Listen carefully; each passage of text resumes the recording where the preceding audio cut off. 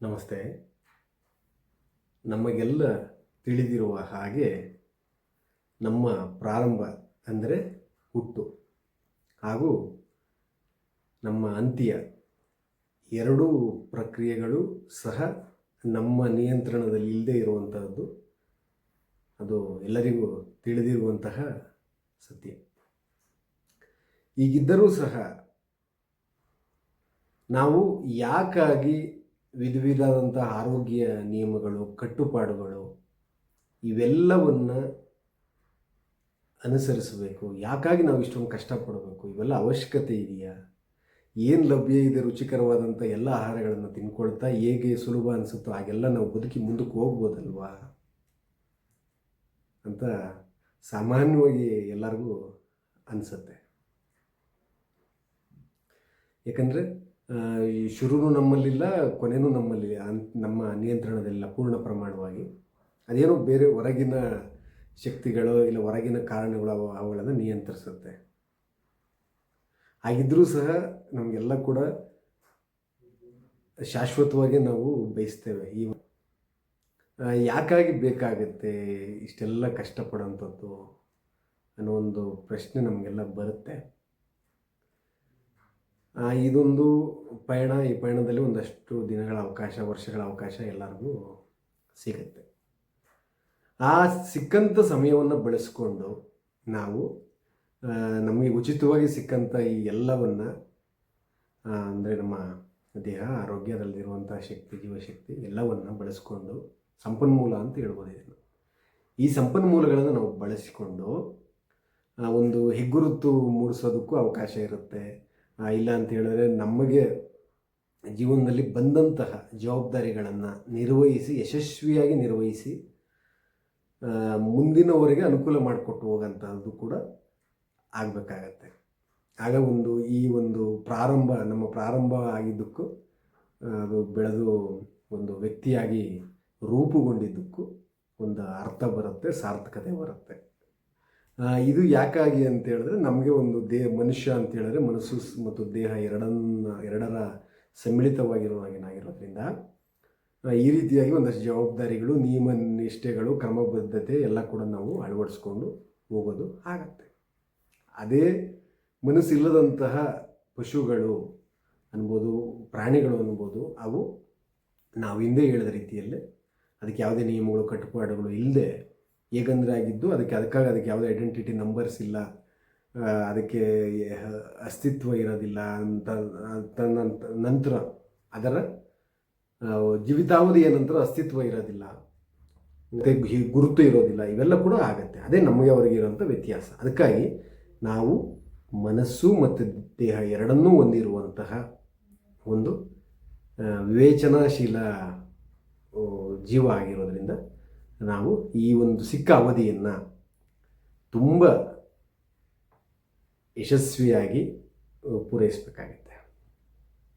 ಅದಕ್ಕಾಗಿ ಈ ಒಂದಷ್ಟು ನಿಯಮಗಳು ಇಟ್ಕೋಬೇಕಾಗುತ್ತೆ. ಯಾವುದೇ ವಿಚಾರದಲ್ಲಿ ನಿಯಮಗಳಿದ್ದಂಥದ್ದು ಹೆಚ್ಚು ಯಶಸ್ವಿ ಆಗುತ್ತೆ ಅನ್ನೋದು ಎಲ್ಲ ತಿಳಿದಿರುವಂತಹ ತೆರೆದ ಸತ್ಯ, ಅದು ತಿಳಿದಿರುವಂಥದ್ದು. ಈಗಿದ್ದಾಗ ಈ ಒಂದು ಏನಾದರೂ ಚಟುವಟಿಕೆಗಳು ಯಾವುದೇ ರೀತಿಯಾದಂತಹ ಜೀವನದಲ್ಲಿ ಮಾಡಬೇಕಾದಂಥ ಸರ್ವತೋಮುಖ ಚಟುವಟಿಕೆಗಳಲ್ಲಿ ನಾವು ಯಶಸ್ವಿ ಕಾಣಬೇಕಂತೇಳಿದ್ರೆ ಆರೋಗ್ಯ ಮೂಲಭೂತ ಅವಶ್ಯಕತೆ, ಅದೇ ಅಡಿಪಾಯ ಅನ್ನುವಂಥದ್ದು ಕೂಡ ನಿಜವಾದಂಥದ್ದು ಒಪ್ಕೊಳ್ಳೇಬೇಕೆಲ್ಲರೂ. ಈ ಆರೋಗ್ಯಕ್ಕಾಗಿ ಇತ್ತೀಚೆಗೆ ಅಂದರೆ ಒಂದು ಸಾಂಕ್ರಾಮಿಕ ಕರೋನಾದ ನಂತರ ಹೆಚ್ಚು ಕೇಳಿ ಬರ್ತಾ ಇರುವಂತಹ ಒಂದು ಪದ ಇಮ್ಯುನಿಟಿ ಪವರ್, ರೆಸಿಸ್ಟೆನ್ಸ್ ಪವರ್, ರೋಗ ನಿರೋಧಕ ಶಕ್ತಿ. ಇದಿದ್ರೆ ನಾವು ಆರೋಗ್ಯವಂತರಾಗಿರ್ತೇವೆ ಅನ್ನುವಂಥದ್ದು ಎಲ್ಲರೂ ಸಹ ಅದನ್ನು ಪಡ್ಕೊಳ್ಳೋದಕ್ಕೆ ಒಂದಷ್ಟು ಪದಾರ್ಥಗಳ ಮೊರೆ ಹೋದರು, ಒಂದಷ್ಟು ಗಿಡಮೂಲಿಕೆಗಳ ಮೊರೆ ಹೋದರು. ಅದು ಒಂದು ವ್ಯಾಪಾರದ ವಸ್ತು ಆಯಿತು, ಪದಾರ್ಥ ಆಯಿತು. ಯಾವುದಾದ್ರೂ ಸಂಪನ್ಮೂಲವನ್ನು ನಾವು ಉತ್ಪಾದನೆ ಮಾಡ್ಬೋದು, ಮರುಬಳಕೆ ಮಾಡ್ಬೋದು. ರೋಗ ನಿರೋಧಕ ಶಕ್ತಿ ಎನ್ನುವಂಥದ್ದನ್ನು ದೇಹ ಮಾತ್ರ ಮಾಡಿಕೊಳ್ಳುವಂಥದ್ದು ಅನ್ನೋ ಒಂದು ಸಣ್ಣ ಸತ್ಯವನ್ನು ತಿಳಿದುಕೊಳ್ಳುವಲ್ಲಿ ನಾವೆಲ್ಲ ಹಿಂದುಳಿದ್ವಿ.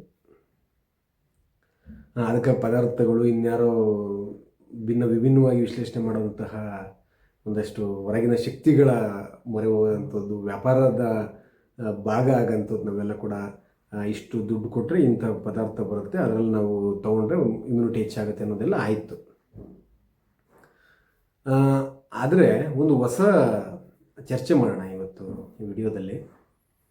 ನಾವು ಆರೋಗ್ಯವಾಗಿ ಇರುವುದಕ್ಕೆ ರೋಗ ನಿರೋಧಕ ಶಕ್ತಿ ಎನ್ನುವಂಥದ್ದು ಒಂದು ನಮ್ಮ ರಕ್ಷಣಾ ವ್ಯವಸ್ಥೆ ಅಷ್ಟೇ. ಅದು ಒಂದು ದೇಶಕ್ಕೆ ಪೊಲೀಸ್ ವ್ಯವಸ್ಥೆ, ಮಿಲಿಟರಿ ವ್ಯವಸ್ಥೆ, ಇನ್ಯಾವುದೇ ವಿವಿಧ ದಳಗಳನ್ನು ನಾವು ರಚನೆ ಮಾಡ್ಕೊಂಡಿರ್ತೀರಲ್ವ, ಭೂಸೇನೆ, ವಾಯುಸೇನೆ, ಈ ರೀತಿಯಾಗಿ ಜಲ ಸೇನೆ, ಈ ರೀತಿಯಾಗಿ ಆ ರೀತಿಯಾಗಿ ನಮ್ಮ ರಕ್ಷಣೆಗೆ ಇರುವಂತಹ ರಕ್ಷಣಾ ದಳಗಳ ಸಮೂಹ, ನಿರ್ವಹಣೆ ಮಾಡುವಂತಹ ಸಮೂಹ ರಕ್ಷಣಾ ವ್ಯವಸ್ಥೆ, ರೋಗ ನಿರೋಧಕ ಶಕ್ತಿ. ಅದು ರಕ್ಷಣೆಗಾಗಿ ಮಾತ್ರ. ಅದರಲ್ಲಿ ನಾನು ಹೇಳೋದಾದರೆ ಮೋನೋಸೈಟ್ಸ್, ಲಿಂಫೋಸೈಟ್ಸ್, ಇಸಿನೋಫಿಲ್ಸ್, ಬೆಸಿನೋಫಿಲ್ಸ್, ನ್ಯೂಟ್ರೋಫಿಲ್ಸ್ ಅನ್ನುವಂತಹ 5 ರಕ್ಷಣಾ ದಳಗಳು, ಬಿಳಿ ರಕ್ತ ಕಣಗಳು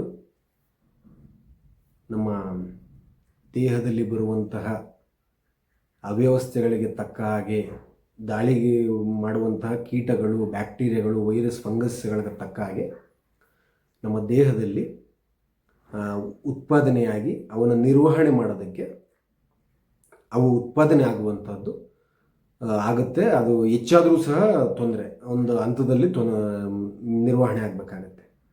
ಹೆಚ್ಚಾದಂಥ ಸಂದರ್ಭದಲ್ಲೂ ಸಹ ನಮಗೆ ತುರ್ತು ವೈದ್ಯಕೀಯ ಸೌಲಭ್ಯದ ಅವಶ್ಯಕತೆ ಇರುತ್ತೆ. ಅದು ಯಾಕೆ ಹೆಚ್ಚಾಗಿ ಇದಾಗಿದೆ, ಉತ್ಪತ್ತಿ ಆಗಿದೆ ಅನ್ನುವಂಥದ್ದು ಕೂಡ ಒಂದು ಬೇಗ ತಿಳಿದುಕೊಳ್ಬೇಕಾದಂತಹ ಒಂದು ಅತ್ಯವಶ್ಯ ಕ್ರಮ ಆಗಿರುತ್ತೆ. ಅದು ಹೆಚ್ಚಾದರೆ ಯಾಕೆ ತೊಂದರೆ? ಈಗ ಇಷ್ಟೊಂದು ಗಿಡಮೂಲಿಕೆಗಳು, ಇಷ್ಟೊಂದು ಹೊರಗಿನ ಪದಾರ್ಥಗಳಿಂದ ನಾವು ತಗೊಂಡು ಅದನ್ನು ವಿಪರೀತವಾಗಿ ಪ್ರಚೋದಿಸಿದಾಗ ಹೆಚ್ಚಾದಂಥ ಸಂದರ್ಭದಲ್ಲಿ ಏನು ತೊಂದರೆ ಆಗುತ್ತೆ?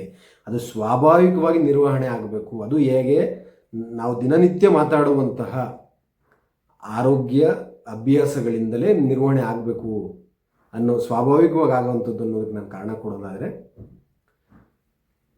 ರಕ್ಷಣಾ ದಳಗಳು ಅಂಥೇಳಿ ನಾನು ಒಂದಷ್ಟು ವಿವಿಧ ನಮ್ಮ ಸೈನ್ಯದ ವಿವಿಧ ಭಾಗಗಳ ವಿವಿಧ ತಂಡಗಳಿಂದ ನಾನು ವಿವಿಧ ಪಡೆಗಳ ವಿವರಣೆಯನ್ನು ನಾನು ಕೊಟ್ಟೆ.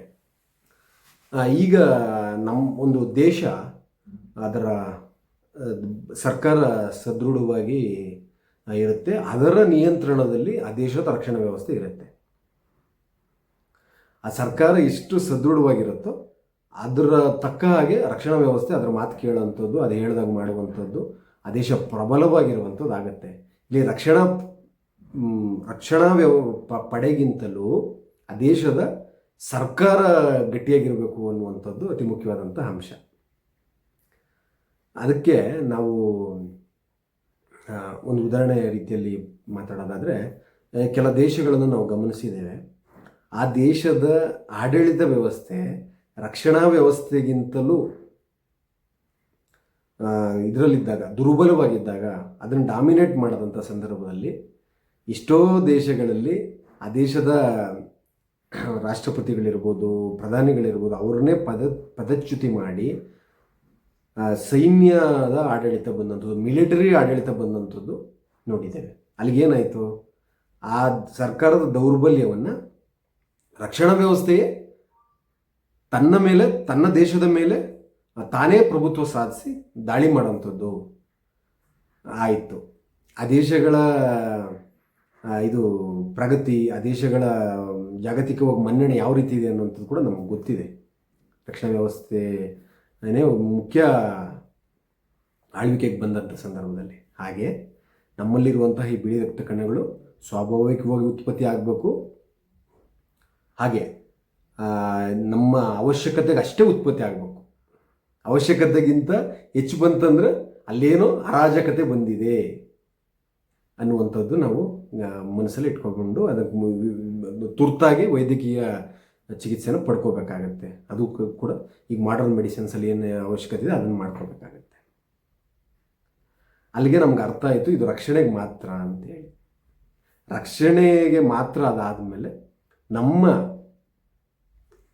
ದಿನನಿತ್ಯದ ಆಡಳಿತಕ್ಕೆ, ದಿನನಿತ್ಯದ ದೇಹ ಎಲ್ಲ ಸರಾಗ ವ್ಯವಸ್ಥೆಗೆ ಒಂದು ಶಕ್ತಿ ಬೇಕಲ್ವ, ಅದೇ ಜೀವಶಕ್ತಿ. ಜೀವ ನಾವು ಶುರುವಾದಾಗ ಏನು ನಾವು ಹೇಳ್ತೀವಿ, ಜೀವ ಕೊನೆ ಮೊದಲು ಉಸಿರಿಂದ ಶುರುವಾದಂತಹ ಜೀವ, ಅದಕ್ಕೆ ಪ್ರಾಣ ಅಂತಲೂ ಹೇಳ್ಬೋದು. ಪ್ರಾಣಶಕ್ತಿ, ಅದಕ್ಕೊಂದು ಶಕ್ತಿ ಅದು, ಅದಕ್ಕಾಗಿ ನಾವು ಶಕ್ತಿ ಅಂತ ಅದಕ್ಕೆ ಕೊಟ್ಕೊಳ್ತಾ ಇದ್ದೀವಿ, ಪ್ರಾಣಶಕ್ತಿ ಅಥವಾ ಜೀವಶಕ್ತಿ. ಈ ರೀತಿಯಾಗಿ ತಾಯಿ ನಮಗೆ ಕೊಟ್ಟಂತಹ ಉಡುಗೊರೆ ಈ ಜೀವಶಕ್ತಿಯನ್ನು ನಾವು ಈ ರೀತಿಯಾಗಿ ನಮ್ಮ ದೇಹದ ವಿನ್ಯಾಸಕ್ಕೆ ತಕ್ಕ ಹಾಗೆ, ನಮ್ಮ ದೇಹದ ನಿಯಮಗಳ ತಕ್ಕ ಹಾಗೆ, ನಮ್ಮ ಆಹಾರ, ನಮ್ಮ ಅವಶ್ಯಕತೆಗಳು, ಗಾಳಿ ನೀರು, ನಮ್ಮ ದೇಹದ ವಿಸರ್ಜನೆಗಳು, ವಿಶ್ರಾಂತಿ ಏನು ಬೇಕು, ಇವನ್ನೆಲ್ಲ ಕೂಡ ನಾವು ನಿರ್ವಹಣೆ ಮಾಡಿ ಈ ಪ್ರಾಣಶಕ್ತಿಯನ್ನು ಕಾಪಾಡ್ಕೋಬೇಕಾಗತ್ತೆ. ಈಗ ನೋಡಿ, ಕೇವಲ 30 ವಯಸ್ಸಿನಲ್ಲೇ ಅವರಿಗೆ ಹೊಟ್ಟೆ ಭಾಗ ಹೆಚ್ಚು ಬೆಳೆದು ಶ್ವಾಸಕೋಶದ ಕಾರ್ಯಕ್ಷಮತೆ ಕುಸಿದು ಅವ್ರಿಗೆ ಯಾವುದೇ ಕೆಲಸ ಮಾಡೋದಕ್ಕೆ ಬರೋದಿಲ್ಲ, ಅಷ್ಟು ದುರ್ಬಲರಾಗಿರ್ತಾರೆ, ಎಲ್ಲದಕ್ಕೂ ಅವ್ರಿಗೆ ಸುಸ್ತಾಗ್ತಿರುತ್ತೆ. ಅದನ್ನು ಉದಾಹರಣೆಗೆ ಹೇಳ್ತೀನಿ ಅಷ್ಟೇ, ಇಲ್ಲಿ ಹೊಟ್ಟೆ ಭಾಗದ್ದು ಅಂತೇಳಿ. ಅಲ್ಲಿಗೆ ಅವ್ರಿಗೆ ಪ್ರಾಣಶಕ್ತಿ ಕುಗ್ತು. ಆ ಪ್ರಾಣಶಕ್ತಿ ಕುಗ್ಗಿರೋರಿಗೆ ನಾವು ಯಾವುದೇ ಕಷಾಯ, ಯಾವುದೇ ಲೇಪನ, ಇನ್ಯಾವುದೇ ಮಾಂತ್ರಿಕ ಜಾದುಪಾನಿಗಳು ಕೊಟ್ಟರೂ ಸಹ ಅವರಿಗೆ ರೋಗ ನಿರೋಧಕ ಶಕ್ತಿ ಹೆಚ್ಚೋದಿಲ್ಲ. ಈ ಪ್ರಾಣಶಕ್ತಿಯನ್ನು ಯಾರು ನಿರ್ವಹಣೆ ಮಾಡ್ತಾರೆ ಅವರಿಗೆ ತಂತಾನೆ ರೋಗ ನಿರೋಧಕ ಶಕ್ತಿ ಹೆಚ್ಚುತ್ತೆ. ಇವೆರಡೂ ಸಹ ರೋಗ ನಿರೋಧಕ ಶಕ್ತಿಗೂ ಪ್ರಾಣಶಕ್ತಿಗೂ ಇರುವಂತಹ ವ್ಯತ್ಯಾಸ. ಈ ಬಗ್ಗೆ ಯಾರೂ ಮಾತಾಡೋದಿಲ್ಲ ಹೆಚ್ಚಾಗಿ. ಎಲ್ಲರೂ ಸಹ ರೋಗ ನಿರೋಧಕ ಶಕ್ತಿ ಹೆಚ್ಚಾಗಿರಬೇಕು ಅಂತೇಳಿ ಅದ್ರ ಮೇಲೆ ಹೆಚ್ಚು ಕಾನ್ಸಂಟ್ರೇಷನ್ ಮಾಡ್ತಿದ್ದಾರೆ. ಆದರೆ ನಮ್ಮ ಸರಳ ಸುಲಭ ಜೀವಶಕ್ತಿಯನ್ನು ನಿರ್ವಹಣೆ ಮಾಡ್ಕೊಳ್ಳೋದ್ರ ಬಗ್ಗೆ ಮಾತನಾಡ್ತಾ ಇರೋರು ಕಡಿಮೆ ಇದ್ದಾರೆ, ಹೇಳಂತವ್ರು ಕಡಿಮೆ ಇದ್ದಾರೆ. ಅದಕ್ಕಾಗಿ ನಾವೆಲ್ಲರೂ ಸಹ ರೋಗ ನಿರೋಧಕ ಶಕ್ತಿಯನ್ನು ಹೆಚ್ಚು ಮಾಡೋದಕ್ಕೆ ಯಾವುದೇ ಹೊರಗಿನ ಪ್ರಯತ್ನಗಳಿಗಿಂತ ನಾವೇನಿಲ್ಲ, ಜೀವಶಕ್ತಿ ಉಳಿಸ್ಕೊಳ್ಳೋದಕ್ಕೆ ಏನು ಮಾಡಬೇಕು, ದಾಹ ತಕ್ಕಾಗೆ ನೀರು, ಹಸಿವಿನ ತಕ್ಕಾಗೆ ಪೋಷಕಾಂಶಗಳನ್ನು ಸಮೃದ್ಧವಾಗಿರುವಂತಹ ಊಟ, ಅವೆಲ್ಲ ಕೂಡ ಮತ್ತು ಸಮೃದ್ಧವಾದಂತಹ ಶುದ್ಧವಾದ ಗಾಳಿ, ಅವೆಲ್ಲ ಕೂಡ ನಾವೇನು ತಗೊಳ್ತೀವಲ್ಲ ಅವೆಲ್ಲ ಸರಿಯಾಗಿ ನಿರ್ವಹಣೆಯಾಗಿ ಅದರ ಕೆಲಸ ಮುಗಿಸಿ ಹೊರಗೋಗೋದಕ್ಕೆ ಆ ಹೊರ ಹೋಗುವಿಕೆಗಳೆಲ್ಲ ಪಕ್ವಗೊಳಿಸ್ಕೊಳ್ಳುವಂಥದ್ದು. ಇದು ಮಾಡಿದವರಿಗೆ ಯಾರಿಗೂ ಸಹ ಪ್ರಾಣಶಕ್ತಿಯಲ್ಲಿ, ಜೀವಶಕ್ತಿಯಲ್ಲಿ ಕಡಿಮೆ ಆದಂತಹ ಉದಾಹರಣೆಗಳು ಇಲ್ಲ. ಅದು ನಾವು ಯಾವ ರೀತಿಯಲ್ಲಿ ಬೇಕಾದ್ರೂ ನಾವು ಇದನ್ನು ವಿಶ್ಲೇಷಣೆ ಮಾಡಬಹುದು. ಅದಕ್ಕಾಗಿ ಇವೆರಡೂ ಶಕ್ತಿಗಳ ವ್ಯತ್ಯಾಸ ತಮಗೆ ತಿಳಿದಿರಲಿ. ಇವೆರಡೂ ಶಕ್ತಿಗಳಲ್ಲಿ ಮೊದಲನೇ ನಮಗೆ ಜೀವಶಕ್ತಿ ನಿರ್ವಹಣೆನೇ ಮುಖ್ಯ ಆಗುತ್ತೆ. ಆಮೇಲೆ ಇವೆರಡೂ ಸಹ ಎಲ್ಲೂ ಹೊರಗಿನಿಂದ ಬರೋದಿಲ್ಲ. ಆಮೇಲೆ ಇದಕ್ಕೆ ಕೇವಲ ನಾನು ಹೇಳಿದ ರೀತಿಯಲ್ಲಿ ಆಹಾರ, ನೀರು, ಗಾಳಿ ಅನ್ನೋದಕ್ಕಿಂತ ನಮ್ಮ ಮಾನಸಿಕ ಸ್ಥಿತಿ ಕೂಡ ಮುಖ್ಯ ಆಗುತ್ತೆ.